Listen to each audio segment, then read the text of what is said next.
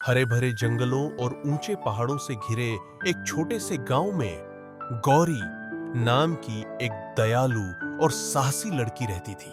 उसकी आंखों में हमेशा एक चमक रहती थी, मानो भीतर कोई दीपक जलता हो जो हर अंधेरे को मिटा सकता है।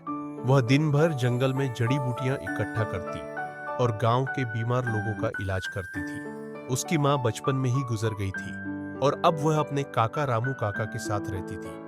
गौरी का जीवन भले ही साधारण था, पर उसका दिल असाधारण था। वह हर जीव जंतु में ईश्वर देखती थी। उसे कबूतर, हिरण, बंदर और यहां तक कि सांप से भी डर नहीं लगता था। कबूतर से मुलाकात एक सुबह, जब सूरज की किरणें पत्तियों के बीच से झांक रही थी। गौरी जंगल के और भीतर चली गई। तभी उसने देखा कि एक सफेद कबूतर घायल हालत में एक चट्टान पर बैठा है। उसके पंखों से खून बह रहा था। गौरी ने तुरंत अपनी ओढ़नी का टुकड़ा फाड़कर उसके पंख पर बांधा। कबूतर ने उसकी ओर देखा। उसकी आंखों में अजीब सी चमक थी, मानो वह कुछ कहना चाहता हो। डर मत छोटे दोस्त, गौरी ने मुस्कुराकर कहा। अब तू सुरक्षित है। लेकिन तभी झाड़ियों में सरसराहट हुई। गौरी ने पलटकर देखा। एक शिकारी धनुष ताने खड़ा था। वो कबूतर मुझे दे दे लड़की, उसने कहा। यह साधारण पक्षी नहीं, जादुई है। इसकी बहुत कीमत मिलेगी। गौरी ने दृढ़ आवाज में कहा। यह घायल है, इसे बेचने की चीज नहीं। तू यहां से चला जा, शिकारी ने गुर्राकर कहा। तो फिर मैं दोनों को पकड़ लूंगा। गौरी ने झट से पास का पत्थर उठाया और दूसरी दिशा में फेंक दिया। आवाज से सुनकर शिकारी उधर भागा। इसी मौके का फायदा उठाकर उसने कबूतर को गोद में लिया और भागती हुई घर पहुंची। रहस्य की रात ढल चुकी थी। चांदनी खिड़की से भीतर आ रही थी। कबूतर उसके बिस्तर के पास बैठा था, पर बेचैन लग रहा था। अचानक उसने पंख फड़फड़ाए और उड़ गया। अरे, कहां जा रहा है?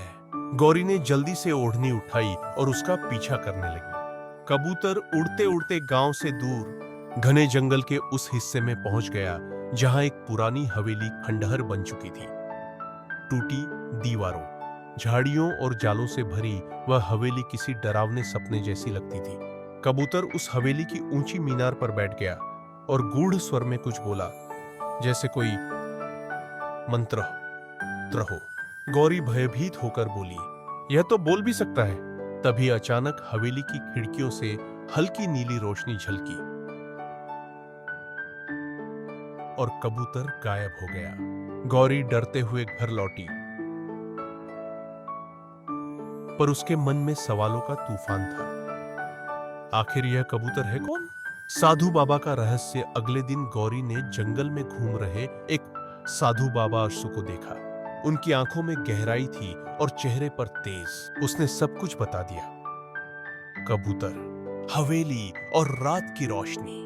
साधु ने गंभीर होकर कहा, बेटी, वह कोई साधारण पक्षी नहीं, वह राजकुमार विक्रम है, जिसे एक दुष्ट अड़ायन ने श्राप दिया है। गौरी ने आश्चर्य से कहा, राजकुमार? तो वो बोल क्यों नहीं पाता? क्योंकि दिन में वह कबूतर रहता है और केवल रात में ही इंसान बन सकता है। लेकिन हवेली के भीतर उसका मानवीय रूप भी जादू की बेड़ियों में कैद है। जब तक कोई निस्वार्थ प्रेम और साहस से उसकी मदद नहीं करेगा, श्राप नहीं टूटेगा। गौरी ने दृढ़ स्वर में कहा, बाबा, मैं मदद करूंगी। बताइए, मुझे क्या करना होगा?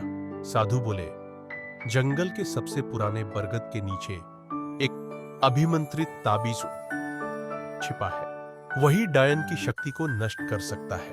पर सावधान, डायन बहुत चालाक है। वह तेरे दिल की परीक्षा लेगी। हवेली में पहली भेंट रात को गौरी फिर हवेली पहुंची।